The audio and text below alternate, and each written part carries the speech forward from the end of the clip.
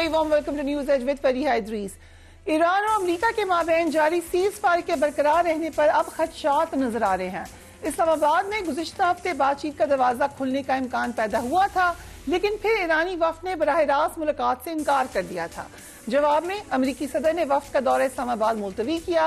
इस वक्त दोनों फरीकैन पाकिस्तान के जरिए ही बातचीत कर रहे हैं, लेकिन ईरान की जानिब से तजवीज़ के जवाब में ताखीर क्योंकि नजर आ रही है, सो दो वजूहात हो सकती हैं। एक तो ये है कि जो खबरें आ रही हैं उनसे तासुर ये बन रहा है कि शायद दोबारा अटैक्स की तरफ जाए अमेरिका। क्या वो वाकई अटैक की तरफ जा रहे हैं? एक ये वजह हो सकती है। दूसरी ये भी हो सकती है कि क्योंकि बैकग्राउंड में बातचीत है, प्रॉपर बातचीत के लिए प्रेशर भी डाला जा रहा है। एक और वजह जो बताई जा रही है वो सुप्रीम लीडर मुज्तबा खामनेई से राब्ते में मुश्किलात बताई जा रही हैं ईरान की तरफ से। रूसी सदर व्लादिमीर पुतिन की अमरीकी सदर से आज टेलीफोन पर 90 मिनट की गुफ्तगू हुई। तर्जुमान रूसी सदर ने दोनों रहनुमाओं की गुफ्तगू को बेतकल्लुफाना और कारोबारी करार दिया। प्रेसिडेंट ट्रंप से भी उसके बारे में क्वेश्चन हुआ और जो स्पॉइलर इम्पैक्ट है वो भी बदस्तूर एक्टिव नजर आ रहा है। इजराइल की जानिब से लेबनान पर हमलों के जरिए बातचीत को सबोताज करने की कोशिशें अब आप वाज़े तौर पर देख सकते हैं। इजराइल ने गाजा के लिए इमदाद लेकर जाने वाली 20 कश्तियों के काफिले को निशाना बनाया और 175 अफराद को गिरफ्तार कर लिया। लेबनान में इजराइल ने एक ऐसे वाटर स्टेशन को निशाना बनाया जिससे शहरियों को पानी फराहम किया जाता था। इन इक़दामात से लग रहा है कि अगर आइंदा चंद रोज में कोई ब्रेक थ्रू ना हुआ तो जंग फिर शुरू हो सकती है। अमरीकी सदर ने बराह रास्त बातचीत के इम्कान को फिलहाल मुस्तरद करते हुए कहा कि अमरीका और ईरान टेलीफोन पर तजवीज़ का तबादला कर सकते हैं। Let's watch that. आबनाए हुर्मुज़ बंद है, लेकिन अमरीकी सदर ने एक तस्वीर में इसको आबनाए ट्रंप का नाम दिया है, जो कि इस इलाके पर मुमकिन अमरीकी हमले की तनबीह समझी जा रही है। अमरीकी हुकाम की जानिब से ईरान पर मुख्तसर और ताकतवर हमलों की प्लानिंग का भी इंकशाफ सामने आया है। इस हवाले से अमरीकी खबरसां इदारे एक्सियोस ने दावा किया है कि सेंटकॉम ने ईरान पर मुख्तसर और ताकतवर हमलों का नया मंसूबा तैयार किया है, जिसके मुताबिक सदर ट्रंप को ब्रीफिंग दी जाएगी। इस मंसूबे के तहत मुमकिन तौर पर ईरान के बुनियादी ढांचे को निशाना बनाया जा सकता है। एक और मंसूबा आबनाए हुर्मुज़ के कुछ हिस्से पर कंट्रोल हासिल करने पर मरकूज है, ताकि तिजारती जहाजरानी को दोबारा बहाल किया जा सके और इसमें जमीनी अफवाज भी शामिल हो सकती हैं। वाशिंगटन को उम्मीद है कि इस दबाव से ईरान को जौहरी मुज़ाकरात में ज्यादा लचक दिखाने पर मजबूर किया जा सकेगा। एक और मुमकिन ऑप्शन ईरान के आला अफसोदा यूरेनियम के जखीरे को महफूज बनाने के लिए खुसूसी फोर्सेस का ऑप्शन हो सकता है। अमरीकी सदर डोनाल्ड ट्रंप को ईरान पर नए हमलों के मंसूबों की ब्रीफिंग में chairman joint chief of staff general Dan Caine भी शिरकत करेंगे। अमरीका की तैयारियों पर ईरान की जानिब से सख्त रद्द-ए-अमल मुसलसल आता रहा है और इस वक्त भी आ रहा है। ईरान के सदर मसूद पज़ेश्कियान ने कहा है कि ईरान दुश्मन ममालिक को आबनाए हुर्मुज़ में दाखिल नहीं होने देगा। ईरानी सदर ने कहा कि आबनाए हुर्मुज़ में किसी भी किस्म की बदअमनी की जिम्मेदारी अमरीका और सेहूनी हुकूमत पर आयद होती है। ईरान इस स्ट्रेटेजिक समुद्री रास्ते की हिफाजत को अपनी कौमी सलामती का अहम जुज़ समझता है। तेहरान बारहा इस मौक़िफ़ का इआदा कर चुका है कि वो खित्ते में बैरूनी मुदाखलत को मुस्तरद करता है। ईरानी बंदरगाहों पर अमरीकी बहरी नाकाबंदी या किसी भी किस्म की पाबंदियां आयद करने की कोशिश बैनुल-अक़वामी कानून की मुनाफी है और ये नाकाम होंगी। ऐसी कार्रवाइयां खित्ते को की सलामती को बेहतर बनाने की बजाय कशीदगी में इजाफे और खलीज फारिस में देर पा इस्तेहकाम की राह में रुकावट का बाइस बनती हैं। ईरानी पार्लियामान के स्पीकर मोहम्मद बाकर कैलिपैफ ने अमरीका पर तंज करते हुए तेल की कीमतें मजीद बढ़ने की पेशगोई की है। चंद दिन कबल अमरीकी सदर डोनाल्ड ट्रंप ने दावा किया था कि अमरीकी नाकाबंदी के बायस ईरान के पास अब तेल की तहसील के लिए कोई जहाज बाकी नहीं रहा और ईरान की तेल पाइपलाइनें फट सकती हैं। इस हवाले से ईरानी स्पीकर ने सोशल मीडिया पोस्ट में लिखा है कि 3 दिन गुजर गए हैं और अभी तक कोई भी कुआं नहीं फटा। हम इस मुद्दत को मजीद 30 दिन बढ़ाकर कुएं की सूरत हाल बराह रास्त नशर भी कर सकते हैं। ये इस किस्म का बेकार मशवरा था जो अमरीकी इंतजामिया को वजीर खजाना जैसे लोगों से मिलता है। ये नाकाबंदी के नजरिए पर इसरार करते करते तेल की कीमतों को $120 फी बैरल तक ले गए हैं। अगला पड़ाव $140 फी बैरल है। अमेरिका और ईरान के माबैन बातचीत की जारी रहने पर खदशात नजर आ रहे हैं, लेकिन कल हमारे प्रोग्राम में साबिक वज़ीर ख़ारजा खुर्शीद कसूरी ने कहा कि अमेरिका और ईरान के माबैन बैकडोर बातचीत भी जारी है। Let's watch that. ये रिपोर्ट कर रहा है, दीगर इदारे भी कह रहे हैं, खुद प्रेसिडेंट ट्रंप ये बात कहते हैं कि हमें डायरेक्ट कॉल करें। इट मीन्स कि कोई ना कोई बातचीत इस वक्त भी जारी है। नहीं, इसमें तो कोई शक ही नहीं, बातचीत की जा रही है और कोई किसी पे एहसान नहीं कर रहा, ना प्रेसिडेंट ट्रंप एहसान कर रहे हैं। उसकी वजह यह है कि सारी दुनिया कॉमन एट स्टेक है और इसमें सारी दुनिया की इकोनॉमी भी एट स्टेक हो गई है। और ठीक है, प्रेसिडेंट ट्रंप का एक ख़ास तरीक़ाकार है बात करने का, जो कि गैर रिवायती that's the only thing I can say, the softest term I can use, कि बहुत ही गैर रिवायती है। और उनका यह ख्याल है कि इस तरीके से Air Vice Marshal Sajid Habib and Commodore Wajul Hassan, thank you so much, gentlemen, for being on the program. I'll start with you, Air Vice Marshal Sajid Habib. अमरीकी कमांडर सदर ट्रंप को ईरान जंग के हवाले से military operations पर briefing दे रहे हैं। ये जो खबरें लीक हुई हैं, ऑब्वियसली इनके सोर्सेस सिक्योरिटी ही हैं। सो ये महज प्रेशर है या एक्चुअली फेज 2 प्लान किया जा चुका है अमरीका में? अस्सलाम वालेकुम, बहुत शुक्रिया। ये देखिए, प्रेशर तो चल रहा है, दोनों साइड से अपने अपने स्टांस के ऊपर अटके हुए प्रेशर भी चल रहा है। अब ट्रंप की एक स्टेटमेंट आती है कि ब्लॉकेड जो है वो बड़ा इफेक्टिवली काम कर रहा है, मिलिट्री ऑप्शन से ज़्यादा बेहतर काम कर रहा है, लेकिन इसके साथ ही वो कहते हैं कि मिलिट्री ऑप्शन को मैं फिर कंसिडर कर रहा हूँ। बिल्कुल, जैसे आपने कहा कि सेंटकॉम के एडमिरल जो कूपर हैं वो भी ब्रीफिंग में शामिल हो रहे हैं, जब भी होती है। अभी तक तो न्यूज़ आउट नहीं हुई है, लेकिन हो रही है। और जो सेंटकॉम के जनकेन आपने जैसे बताया, वो भी इसमें शामिल हो रहे हैं। अगर मैं समझता हूँ कि ऑप्शन है, तो ये अगले कुछ घंटे जो 30 अप्रैल से 1 मई होने तक ये क्रिटिकल हैं। जैसे आपने कहा कि एक वो शॉर्ट लेकिन पावरफुल एक स्ट्राइक कर सकते हैं, और वो यही टाइम फ्रेम है जिसमें अदरवाइज फिर वो क्लॉक इज टिकिंग, वो 60 डेज वाला, फिर वो डेमोक्रेट्स तो जो उसके बाद वोटिंग और उसके वो दे वांट कि उसके ऊपर डिबेट की जाए। तो अगर ट्रंप ने स्ट्राइक करना है तो मैं समझता हूँ कि और ही इज सो अनप्रेडिक्टेबल कि वो कुछ भी कर सकता है just to gain pressurize, Iran को प्रेशराइज करने के लिए। और इसमें जिस तरह का इवन डिफरेंट सोर्सेज से आ रहे हैं कि वो डार्क ईगल जो है मार्क 17 तक जो उनके मिसाइल हाइपरसोनिक है वो फायर कर सकते हैं। रेंज उनकी इनके फतह से ज्यादा है, इट्स ऑलमोस्ट 1700 किलोमीटर उसकी रेंज है। But can I quickly ask you कि ये तमाम ऑप्शंस दोनों साइड ऑलरेडी एक्सरसाइज कर चुकी हैं। अमेरिका भी हमले कर चुका है, उसके काउंटर हमला भी हो चुका है, अब नया क्या होगा? देखिए ना, जो उसने कहा है कि एक शॉर्ट इंटेंस करने का जो ट्रंप प्लान कर रहा है, इसमें प्रोबेबली जो सुन रहा हूँ, देख रहा हूँ कि डार्क ईगल ये 2023 में ऑपरेशनल किया है इन्होंने, अपने यूनिट्स को दिया है। That is the latest missile. It comes down mark 5 से मार्क 17 तक, और वो it can penetrate deep down. और उसका ऑब्जेक्टिव होगा कि इनकी जहां पे रिपोर्टेड या जो इनके इंटेलिजेंस से पता चलता है कि जहां पे इनके डीप डाउन बंकर्स में जो इनके मिसाइल्स के साइलोज हैं, और दूसरे इनके न्यूक्लियर इंस्टॉलेशन, ये ऑप्शन वो डिस्कस कर रहे हैं। और इसमें reaction time is not more than 5 minutes. इसको जर्मनी से फायर कर सकते हैं, शिप से फायर कर सकते हैं, वो कमोडोर साहब बेहतर बता सकते हैं।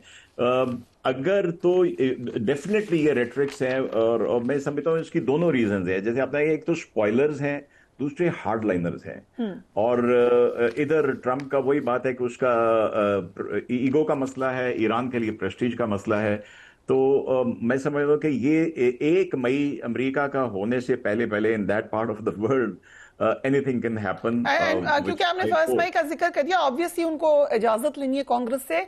जो शॉर्ट कह रहे हैं वो 1 मई को मद्देनजर रख के भी कह रहे हैं, कंसिडरिंग के ये प्रेशर भी है कि लोग बार बार पूछ रहे हैं आप पैसा क्यों उतना खर्च कर रहे हैं। सो मे बी शॉर्ट का लफ्ज इसलिए भी इस्तेमाल किया गया है कि थोड़े वक्त में दोबारा स्ट्राइक्स करके हम प्रेशर में लेकर आए ईरान को। अगर इजाजत है कमोडोर वजूल हसन, अब ये पूरी की पूरी लड़ाई बहुत सारी बातों से सुकड़ कर आबनाए हुर्मस के ऊपर फोकस्ड है। कंसिडरिंग कि आप प्रेसिडेंट ट्रंप जो कि बहुत सारी बातें एक वक्त में करते हैं, वो भी अब हुर्मस ही की बात कर रहे हैं। वो कह रहे हैं कि आबनाए ट्रंप है ये, हम उसको आबनाए ट्रंप कह लेते हैं, स्ट्रेट ऑफ ट्रंप। लेकिन इसका हल क्या है? जो अभी प्रेसिडेंट ऑफ ईरान का स्टेटमेंट है वो तो पॉलिसी लग रही है ईरान की। उन्होंने तो साफ साफ कह दिया है कि आबनाए हुर्मस में किसी किस्म की बदअमनी की जिम्मेदारी अमेरिका है, सहूनी हुकूमत है, और उन्होंने कहा कि स्ट्रेटेजिक समुद्री रास्ता है ये हमारा, और इसकी हिफाजत हमारे कौमी फरीजा है. So the way America is looking at it कि ये शॉर्ट टर्म ईरान का होल्ड है, इस स्टेटमेंट के बाद तो ये नहीं लग रहा. आपका क्या ख्याल है? बहुत शुक्रिया Fariya, thank you very much for inviting. आप नए हॉर्मस के ऊपर तो बहुत बात हो चुकी है, और बार बार ये बात हो चुकी है कि जंग से पहले ये खुली भी थी, जंग के दरमियान में भी तकरीबन कुछ ना कुछ इसका मामला चलते रहा, लेकिन जंग के एंड में इसमें मामलात ख़राब होते गए. और एक बात इसमें बड़ी क्लियर है कि ईरान इसमें बेटर स्ट्रेटजिकली प्लेस्ड है, बेटर जोग्राफिकली प्लेस्ड है, क्योंकि जो पर्शियन गल्फ है या अरेबियन गल्फ है, जिसका दरवाज़ा स्ट्रेट ऑफ हॉर्मुज़ है, उसकी एक साइड पे ईरान की तकरीबन 800 से 900 किलोमीटर लंबी कोस्ट लाइन है.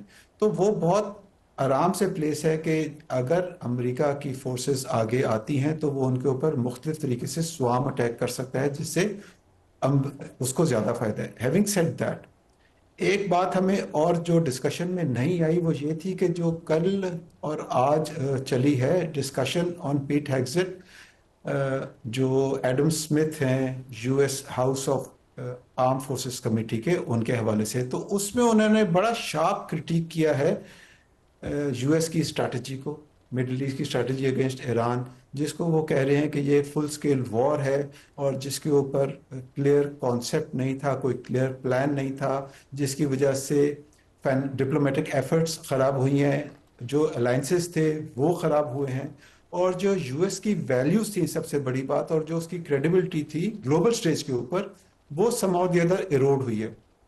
और इसमें कोई मुज़ायका नहीं है ये बात कहने में कि अमेरिका ने अपनी जो उनकी शिफ्टिंग कमेंट्स आते रहे प्रेसिडेंट ट्रम्प की तरफ से, If you allow me, क्योंकि we would like to say this statement also, Iran के खिलाफ जंग पर अमेरिकी वज़ीर दिफा को अरकान कांग्रेस के सख्त सवालात का सामना करना पड़ा. अभी आपने जिक्र भी सुना इस ब्रीफिंग का.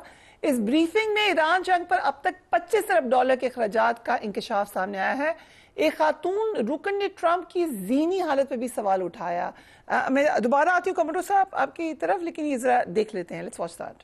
सो लाइक इट और नॉट, ये कशीदगी सिमट का हुर्मस तक तो महदूद हो ही गई है, और कांग्रेस में सख्त सवालात के बावजूद भी जब तक उनको बर्तरी हासिल है नंबर्स की, और it really doesn't mean much. लेकिन क्या हम अमेरिका का मूड देख सकते हैं इस हवाले से, और क्या स्ट्रेट ऑफ हुर्मस को पे छोड़ने के लिए अपना होल्ड अमेरिका का प्रेशर पड़ सकता है कमोडोर साहब उस पर? देखिए, अमेरिका का तो सबसे बड़ी परेशानी ये है कि उसने जो प्रीएम्प्टिव स्ट्राइक स्टार्ट की, उसने प्रॉब्लम्स को हल नहीं किया, उसने प्रॉब्लम्स को बढ़ा दिया. नंबर 1. नंबर 2, हम ईरान जो है उसके पास कैस्पियन सी में 4 पोर्ट्स और भी हैं, जिधर से उसकी जो लाइवलीहुड है उसका गुजारा चल सकता है. ओके, दिस इज ऑयल और गैस वो खुद प्रोड्यूस करते हैं. अच्छा, तो ये ईरान जो है, हम पिछले 60 दिन में ये देख लिए कि ईरान को वो डिटर या कोर्स नहीं कर सके. ईरान अपनी मर्जी अभी तक करता चला आ रहा है, और जो इनिशियल स्ट्राइक्स में उन्होंने जो उनकी सीनियर जो मिलिट्री पॉलिटिकल लीडरशिप और जो उनके जो आयतुल्ला खामेनेई थे, उनको जो उन्होंने न्यूट्रलाइज किया या शहीद किया, उससे एक नुकसान ये है कि अब जो नए लोग हैं उनके पास ये बड़ा क्लियर अंडरस्टैंडिंग है कि अगर उन्होंने जो ईरान ने रेजिलियंस दिखाई है वो अगर उन्होंने टेबल के ऊपर उसको इरोड कर दिया तो उनका पॉलिटिकल कैरियर जो है वो ऐसा नहीं होगा. अमेरिका के साथ इशू ये है कि उसकी जो लीडरशिप थी वो अब एट स्टेक है. इसकी वजह से जो पोल्स अपार्ट में डिस्कशन है वो दरमियान में करीब आ नहीं पा रहे. जो बैक चैनल डिप्लोमेसी है वो अलहदा चल रही है मामला. इसमें एक फिलिप सिचुएशन और है, वो ये है कि इस तमाम तनाजुर में जो रशिया के ऊपर डिपेंडेंस है एनर्जी की, जो यूरोप ने डिसाइड किया हुआ था पिछले 5 सालों में जो यूक्रेन वॉर चल रही है, जो यूरोप ने डिसाइड किया था कि हम इस डिपेंडेंसी को कम करेंगे. अब वो अगेन एक मोरालिटी का क्वेश्चन उनके लिए आते पा रहा है कि हम रशिया के ऊपर कितनी दोबारा से डिपेंडेंसी बढ़ाएं। तो इस तमाम मामले में अमेरिका के पास ये बड़ी सिचुएशन गंभीर इस तरह है कि उन्होंने लेसर ऑफ द इवल जो उसको वो समझते हैं उसको सिलेक्ट करना है। पीट हेग्सेथ को जो आज इस तरह उन्होंने क्रिटिकली क्वेश्चन किया है और जिन 4 मामलात में क्वेश्चन किया है वो अमेरिका के लिए बहुत है। और जैसे वाइस मार्शल साहब बता रहे थे कि अगले 2 दिन जो हैं उसमें सिचुएशन थोड़ी सी बेहतर राइट। सो ये प्रेशर इस वक्त हमें अमेरिका पे नजर आ रहा है। अभी बड़ी तफसीरों ने बता दिया कि ईरान के ऊपर उस तरह का ऐसा प्रेशर नहीं है। वाइस मार्शल साहब, एक जानिब अमेरिकी सदर नेटो से भी निकलने की बात कर रहे हैं, अब उनकी जर्मनी से भी लड़ाई हो गई है। आपने फॉलो किया होगा किंग चार्ल्स का जो दौरा है, फोकस इस बात पे है कि बरतानिया से बिगड़े हुए मामला ठीक हो जाएं। सो ईरान तो एक ऑलमोस्ट मसला है, लेकिन इतने सारे और महाज खोलनी है प्रेसिडेंट ट्रंप ने। क्या हम उनको डीफोकस होते देखेंगे ईरान से? लेकिन उसका जो इम्पैक्ट है वो तो पूरी दुनिया पे आए जा रहा है। इस जंग का मिडल ईस्ट के ऊपर आ रहा है, हमारे ऊपर आ रहा है। So what is the future? पहली बात तो ये कि जो आप कांग्रेस के वो क्वेश्चन आंसर सुना रही थी, तो वो कमाल ये है कि ये भी इंतहाई ढिठाई से बैठ के झूठ बोलते हैं कि we have won the war, we have won the war. तो फिर आपको मसला क्या है? He took some time. एक सेकंड का उन्होंने तौक़ुफ़ किया है। I think that spoke everything. He said absolutely, but after a second. फिर आप विक्ट्री डिक्लेयर करें और चले जाएं। आपके आयरन डोम शम साहब ईरान ने और जो रेजिलियंस शो की, इसलिए मैंने कहा कि ट्रम्प का जो है ईगो का मसला है, यहाँ पे प्राइड है, because they have done well so far. हाँ, ये पूरी दुनिया का नुकसान हो रहा है। और जहां तक कॉम्बिनेशन है दोनों तरफ का, एक साइड को तो समझ का दिखाना पड़ेगा मुजाहिरा। एग्जैक्टली। और जहां तक ट्रम्प की बात है, वो अब खराब नहीं कर रहा। वो ईरान जंग में आने से पहले ही बिगाड़ चुका था। वेनेजुएला के सदर को उठा के ले गया, उसने स्पेन के साथ बिगाड़ ली, यूके के साथ बिगाड़ ली, ग्रीनलैंड के इशू के ऊपर डेमास्क के बिगाड़ ली, नेटो से बिगाड़ ली।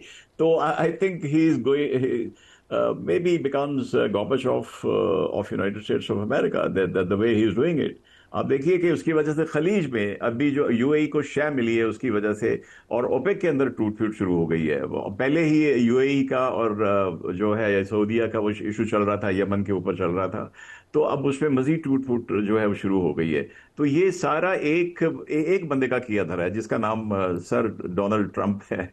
और आगे आगे देखिए होता है कि अगेन आई वुड से कि नेक्स्ट ये 24 आवर्स आर क्वाइट क्रिटिकल।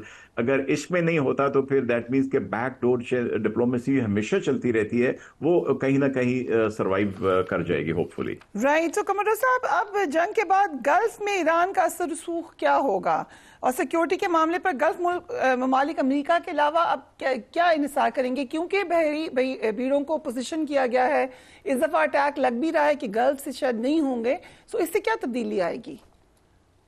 एक तो तब्दीली बड़ी क्लियर आ जाएगी कि ईरान जो है वो ज़्यादा इम्बोल्डेंड हो जाएगा, बिकॉज उसको ये फीलिंग आ रही है कि वो अपनी मर्जी से यूएस के साथ निगोसिएशन कर रहे हैं, और यही चीज़ें जो हैं वो फिर उनके रिलेशनशिप में टूवर्ड्स द मिडल ईस्ट नज़र आएंगी। और ये बड़ा क्लियर है कि जो यूएस का पहले एक मेजर रोल होता था मिडल ईस्ट में, वो अगर कम नहीं होगा लेकिन उसके ऊपर क्वेश्चन ज़्यादा होने शुरू हो जाएंगे। बिकॉज हम मुख्तलिफ तरीके से सुनते आए हैं कि कतर ने कोई इस किस्म की बात की, पाकिस्तान का एक एयरफोर्स का स्क्वाड्रन उधर सऊदी अरेबिया में प्लेस हो गया। तो ये तो बिल्कुल वाज़ेह बात है कि ये जो सिक्योरिटी डिज़ाइन है मिडल ईस्ट का, ये चेंज हो जाएगा। अच्छा, दूसरी तरफ इजराइल के ऊपर भी काफ़ी जो इंटरनली उनके ऊपर क्वेश्चन आना शुरू हो गए हैं, बिकॉज वो अटैक तो कर पा रहे हैं लेकिन they are unable to hold that position. और अमेरिका की मिलिट्री लीडरशिप का, जैसा कि न्यूयॉर्क टाइम्स वगैरह के मुख्तलिफ रिपोर्ट्स में आया था, कि उनका भी ये कन्फर्म उनके बाद जो पहले वो समझते थे वो अब यकीन में बदलता जा रहा है कि इजराइल की जो बातें हैं वो ज्यादा बड़ी होती है लेकिन उसके अंदर सब्सटेंस कम होता है। राइट। और पिछले 40 साल से वो कोशिश कर रहे थे किसी तरह के ये ईरान को सबड्यू करें, लेकिन वो किसी भी प्रेसिडेंट ने पीछे ईरान के ऊपर इस तरह नहीं किया। आई थिंक इसमें हमें ईरान को भी क्रेडिट देना पड़ेगा। Last question to you vice marshal साहब, ये इस वक्त ग्रेटर इजराइल का प्लान अब हम समझें कि बैक बर्नर पे चला जाएगा, अब्राहमिक अकॉर्ड का भी? इब्राहिम अकॉर्ड तो मेरे नज़दीक वो बिल्कुल बैक बर्नर पे चला जाएगा। जो वो गजा पोर्ट था प्रॉब्ली उसको भी फिलहाल इल गो बैक। ग्रेटर इजराइल को हिट पहुंच रही है। जैसे एक कमोडोर वजी ने कहा कि आप ईरान छोड़िए, आप उनकी प्रॉक्सीज को, इनका ख्याल था, खत्म कर चुके हैं, होतीज को खत्म कर चुके हैं, हिजबुल्ला को कर चुके हैं। हिजबुल्ला इज स्ट्राइकिंग बैक, अगरचे उनके पास उतनी पावर नहीं है, but they are striking back. अभी जो इवन लेबनान में वो they are striking back, Hamas है, ये they are alive. So can I ask both of you gentlemen quickly कि जंग अभी खत्म हो रही है या नहीं? फर्स्ट यू वाइस मार्शल साहब, क्विक आंसर चाहिए मुझे, रैप अप करना है। मैं फिर कहूंगा कि 24 घंटे इंतजार कीजिए, उसके बाद हम देखते हैं। बट मेरे ख्याल में it will linger on for some time, इतनी जल्दी नहीं होगा, क्योंकि न्यूक्लियर इशू के ऊपर प्रेस्टीज का मामला बनाया what do you think, yes और नो? कमोडोर साहब, कमोडोर वजी। जी जी। अच्छा देखें जी, ये जंग खत्म होने वाली बात जो है, ये तो एक असेसमेंट होती है। जैसे अभी अमेरिका वाले कह रहे थे कि हमने ये जंग यस और नो में करनी है असेसमेंट। सॉरी, मुझे रैप अप करना है। ये अभी सीज फायर तो मेरा ख्याल है ये चलता रहेगा। जो शूटिंग वॉर है मेरा ख्याल है उसमें एक आध दिन में चीज क्लियर होगी। Okay, so 24 hours, both of you are saying 24 to 48 hours में हम बता सकेंगे या हमें गेज कर सकेंगे मैकेनिज्म की ये जंग क्या थम गई है या आगे चलेगी। हैविंग सेड दैट, पाकिस्तान का रोल बरकरार है, अकेला मुल्क पूरी दुनिया में जिसने कोशिश की थी इस जंग को रोकने की और थमने की भी, लेकिन आखिरकार ये मामला अमेरिका ईरान का है, उन्होंने डिसाइड करना है। जो अगले 24 से 48 घंटे हैं वो क्रिटिकल है। वो take a break and we will be right back.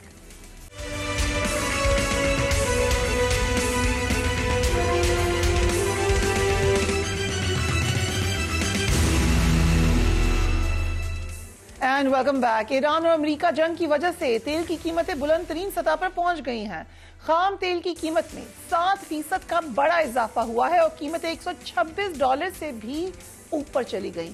ये इजाफा यूक्रेन पर रूसी हमले के बाद की बुलंद तरीन सतह है। अमेरिका और ईरान के माबैन अमन मुज़ाकरात तात्तुल का शिकार दिखाई दे रहे हैं। आबनाए होर्मुज़ अमली तौर पर बंद है और इस वजह से रवा हफ्ते तवानाई की कीमतों में इजाफा हुआ है। अमेरिका में भी खाम तेल की कीमत $109 फी बैरल तक पहुंच गई है।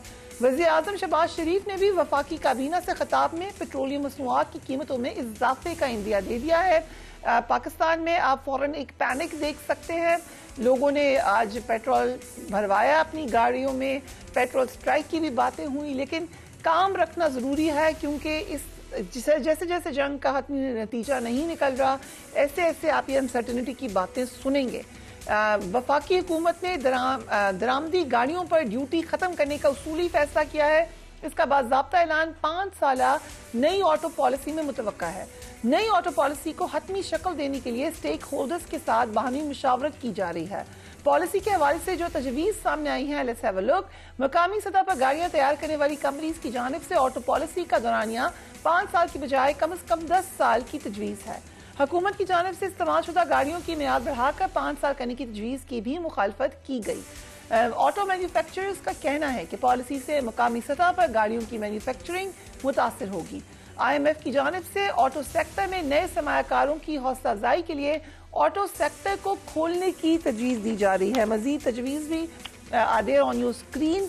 Doctor Khaqan Najeeb, thank you so much for joining अस।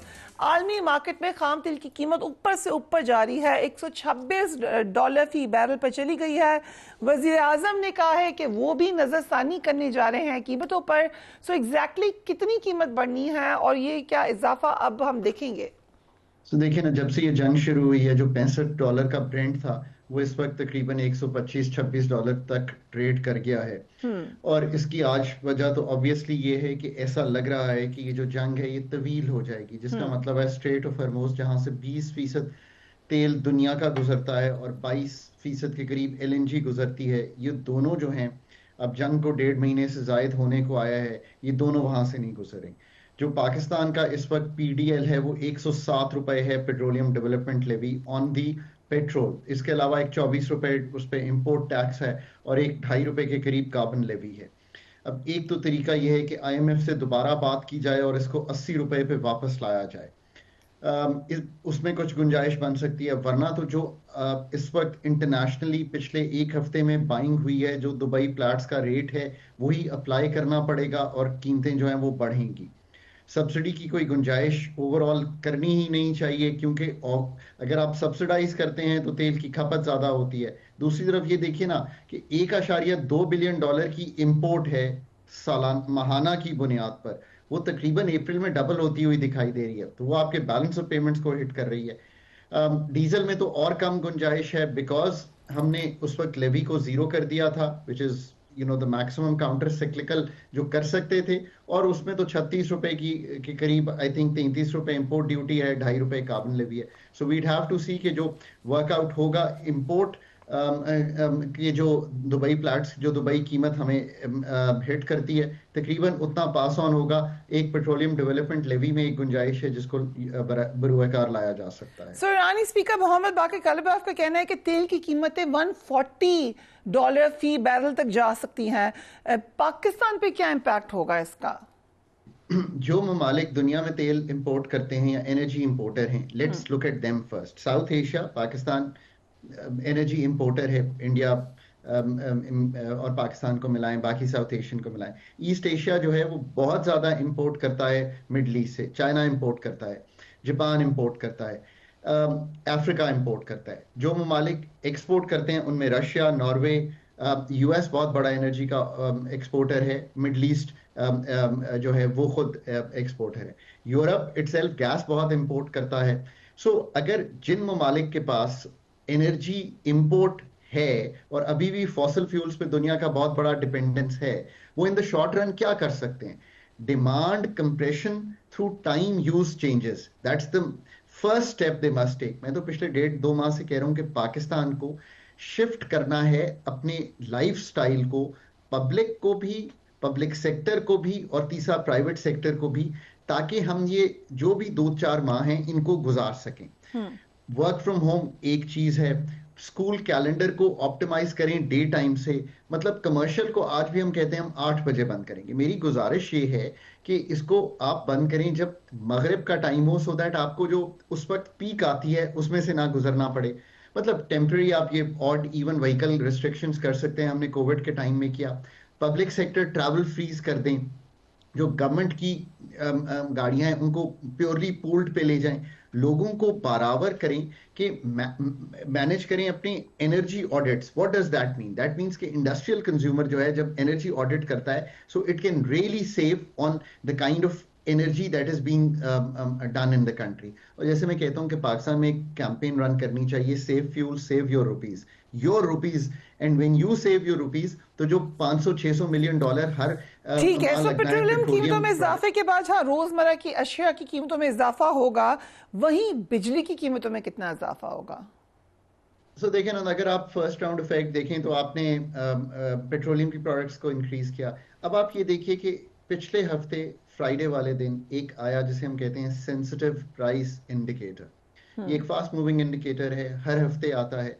पिछले साल के मुताबिक अगर मैं देखूं तो LPG, electricity, wheat flour, rice, vegetables, meat, सब की कीमतों में एक बढ़ोतरी दिखाई दी, एंड 14% ईयर ऑन ईयर ये बढ़ गया। Just for people to understand, go back pre war 27 फरवरी से पहले का इंडिकेटर देखें, ये 5% बढ़ रहा था। सो जस्ट इमेजिन कि कितनी ज्यादा इम्पैक्ट आया है। बिजली की कीमत में 3 तरह की चीजें आती हैं, क्वार्टरली एडजस्टमेंट होती है, बेस प्राइस एडजस्टमेंट होती है, और सबसे बढ़ के जो इमीडिएट एडजस्टमेंट आपको दिखाई देगी वो फ्यूल प्राइस एडजस्टमेंट में दिखाई देगी, क्योंकि जब आपने महंगे फ्यूल्स पे चलाया होगा इसको अपनी रात को रैंप अप करने के लिए, एलएनजी स्पॉट में खरीदी है वो भी महंगी है, कोल भी महंगा है, जो भी इंपोर्टेड फ्यूल है वो महंगा है, आपको फ्यूल प्राइस एडजस्टमेंट में अच्छे खासे पैसे डलते दिखाई देंगे।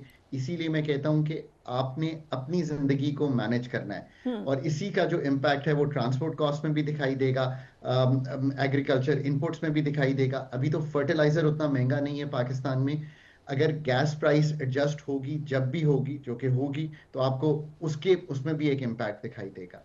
I think that's the overall framework जो इस वक्त पाकिस्तान में आपको। सो एक कंज्यूमर्स इंटरेस्ट का क्वेश्चन है, वफाकी हुकूमत ने दरामती गाड़ियों पर ड्यूटी खत्म करने का फैसला किया है। बाज़ाब्ता ऐलान 5 साला नई ऑटो पॉलिसी में अभी एक्सपेक्टेड है कि कर दिया जाएगा। क्या गाड़ियों की कीमतों में कमी होगी?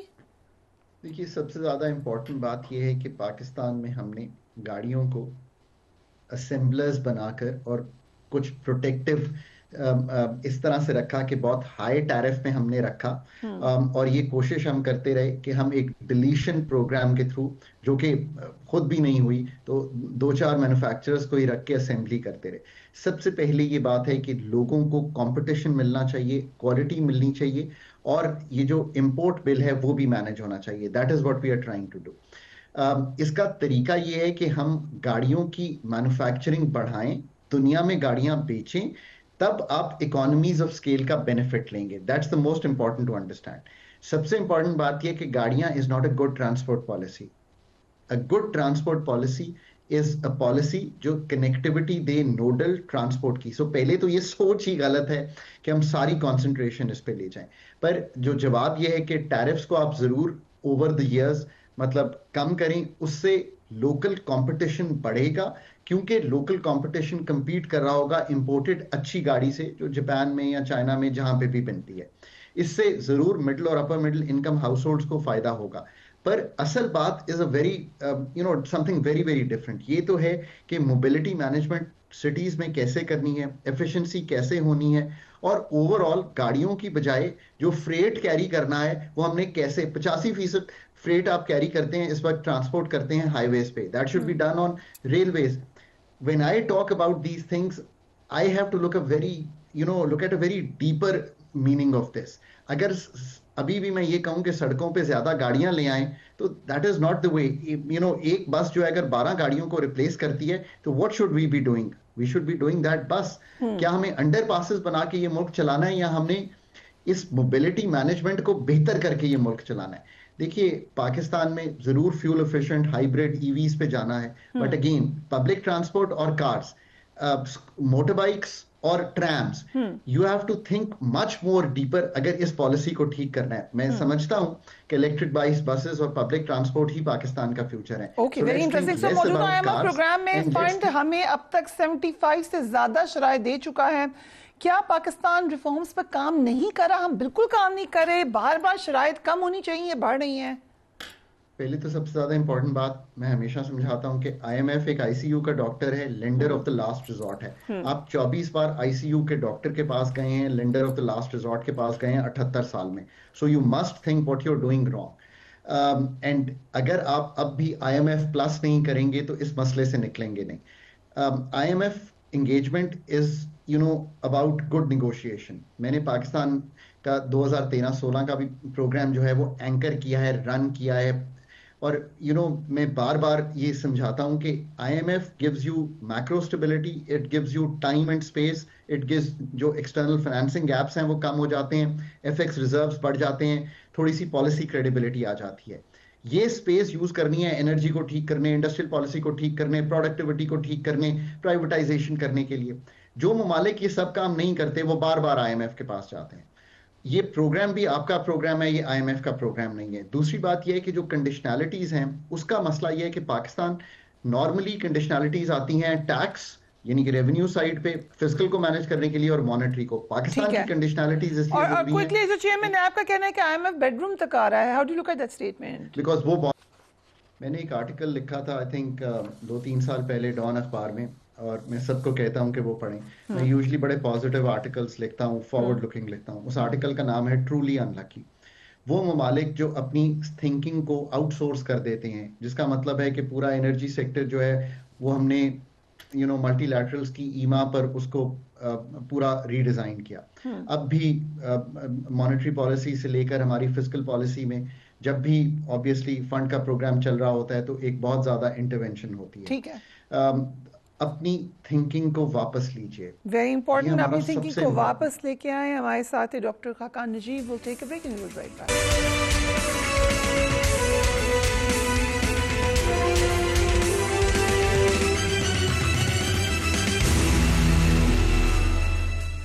And welcome back. मारूफ प्रॉपर्टी टाइकून मलिक रियाज और उनकी कंपनी भैया टाउन गुज़िश्ता कई बरसों से कानूनी मुश्किलात का शिकार है।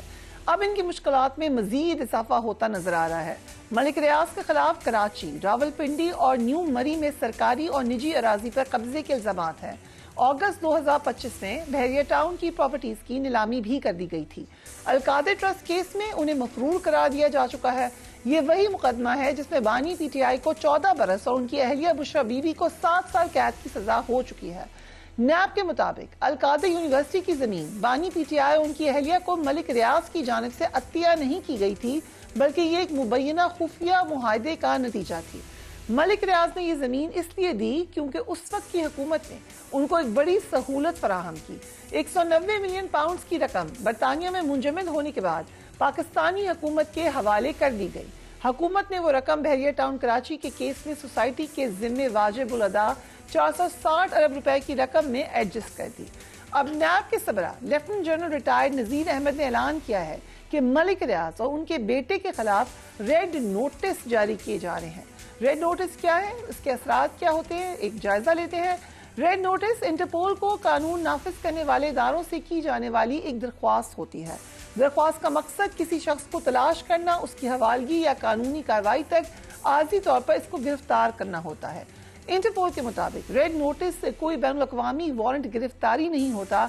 रेड नोटिस इन अफराद के लिए जारी किए जाते हैं जो रुकन ममालिक या किसी बैनुल-अक़वामी ट्राइब्यूनल को मतलूब हो। रेड नोटिस रुकन मुल्क की दरख्वास्त पर शाया होते हैं, जिसका मकसद अवाम की मदद से किसी फर्द को तलाश करना होता है। रेड नोटिस का मतलब ये होता है कि कोई शख्स अपने मुल्क में किसी मुकदमे में मतलूब है और एक इश्तिहारी है। इंटरपोल रेड नोटिस पर अमल करके मतलूबा शख्स को गिरफ्तार नहीं करते, बल्कि रुकन मुल्क को बताता है कि ये बंदा मतलूब है और आपकी हुदूद में है। इदरीस अब्बासी साहब हमारे रिपोर्टर हमारे साथ मौजूद हैं, इस केस को कवर कर रहे हैं। Thank you so much being on the program. So exactly इस वक्त नोटिस निकलना क्या इरादा नजर आ रहा है? पता तो सबको है कि किधर है मलिक रियाज, तो अभी क्यों निकला ये नोटिस? बहुत शुक्रिया। देखें, मलिक रियाज साहब पे कोई आज के केसेस नहीं है, बल्कि दर्जनों केसेस और एक अरसे से चल रहे हैं। लेकिन जो हालिया एक केस है बड़ा मशहूर 190 मिलियन पाउंड, जिसमें बानी पीटीआई और उनकी अहलिया ऑलरेडी एक्विटेड हैं और जेल में हैं, उस केस में ये इश्तिहारी हैं और हमने देखा कि उनके ऊपर सख्तियां जो सबसे ज्यादा जब शुरू हुई 190 मिलियन पाउंड केस जब खुला और उसके बाद से वो देखा कि मुल्क से बाहर चले गए और इस वक्त वो दुबई में जो है वो मुकीम है। और काफी अरसे से नैब जो है वो ये कोशिश कर रही थी कि किसी तरीके से हम मलिक रियाज को वापस ले आए। कल हमारी जो चेयरमैन नैब lieutenant general retire Nazir Ahmad साहब जो है उनसे हमारी जब कल मीटिंग हुई, हमारी एक ब्रीफिंग रखी गई मीडिया के लिए, तो उसमें उन्होंने ये चीज बताई कि अब बाकायदा तौर पर जो है वो हमने इंटरपोल के जरिए रेड नोटिस जो है वो इशू करवा दिए हैं। जिस तरह भी आप बात करी थी कि उसके लिए उनको जाहिर बात है दुबई हुकूमत से जो है वो राब्ता करना पड़ेगा और फिर वहां से एक प्रोसेस के जरिए उनको लाना पड़ेगा। लेकिन ये बज़ाहिर इतना आसान नहीं है, क्योंकि मलिक रियाज कोई आम शख्सियत है नहीं और उनके बेटे अली रियाज मलिक, क्योंकि उनकी सरमायाकारी ना सिर्फ पाकिस्तान में है बल्कि इस वक्त दुबई में जो सबसे बड़ी सरमायाकार जितने बैठे हैं उनमें से एक मलिक रियाज भी हैं, जिन्होंने हालिया कुछ महीनों में एक वहां पे एक बड़ी बैरियर टाउन के ही तर्ज में, लेकिन इस वक्त तो दुबई के हालात भी इतने सर्टन नहीं हैं।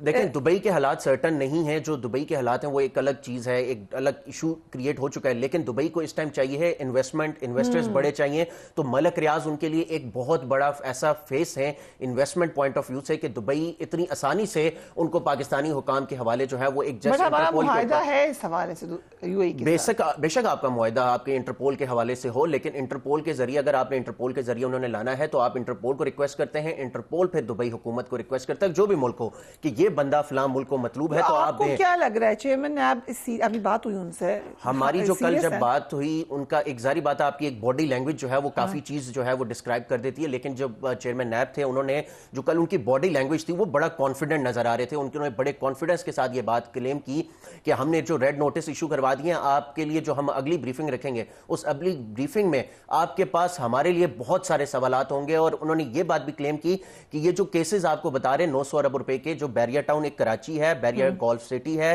फिर मलीर डेवलपमेंट अथॉरिटी के जरिए एक लैंड थी जो स्टेट लैंड थी जो एडजस्टमेंट की गई, और ये सबसे बड़ा करप्शन केस है जो मलीर डेवलपमेंट अथॉरिटी के जरिए account of illegal adjustment of Malir की एक लैंड थी जो बैरिया में एडजस्ट की गई, वो तकरीबन थी 708 बिलियन रुपीस की जो मलिक रियाज की। उसके बाद एक 152 बिलियन की। व्हाट अबाउट अथॉरिटीज भी तो उसमें शामिल होंगी? ऐसी तो नहीं एडजस्टमेंट हुई, उनको उनसे नहीं पूछेंगे? देखें, जो अथॉरिटीज थे, अब ये वाले जिस केस की हम मलीर की बात कर रहे हैं ये इसका रेफरेंस ऑलरेडी अदालत में चल रहा है और ये कराची का केस है, कराची की जो एहतसाब अदालत है वहां पर चल रहा है। और उसमें जो मुतलका लोग जो इसके मातहत थे, क्योंकि मेन कल्प्रेट जो मेन एक्यूज मुलजिम था वो तो मलिक रियाज थे और उनके बेटे अली रियाज मलिक थे, जो फ्रंट मैन थे या आप कह लें जो फ्रंट फेस थे।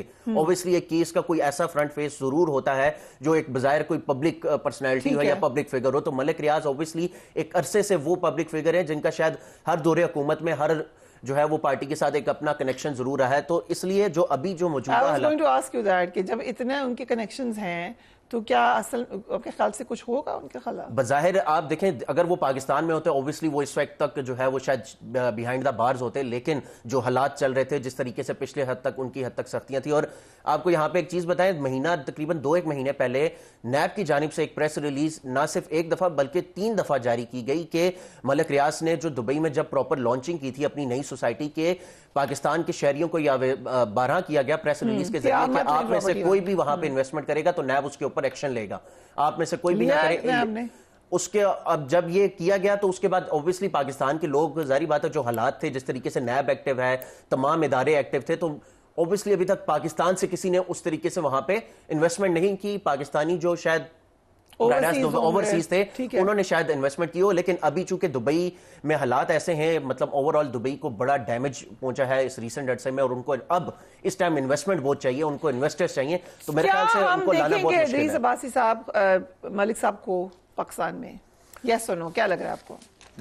अगर यहाँ पे 2 चीजें, अगर लेट्स सपोज देखा जाए जो चेयरमैन नैब की कल बॉडी लैंग्वेज थी उस हिसाब से वो बड़ा कॉन्फिडेंट थे कि हम मलिक रियाज और अली रियाज को जल्द पाकिस्तान गिरफ्तार करके लाएंगे, लेकिन जो वो जिस तरह की वो पर्सनैलिटी है, जिस तरह का उनका एक सिलसिला रहा है, हमें यकीन नहीं आता क्योंकि उनकी दुबई गवर्नमेंट के साथ रास्त बड़ा connection. Okay, interesting, thank you so much, बड़ी इंटरेस्टिंग ब्रेक, ये हम डेवलपिंग स्टोरीज को कह सकते हैं, इस पे हम आपको अपडेटेड रखेंगे।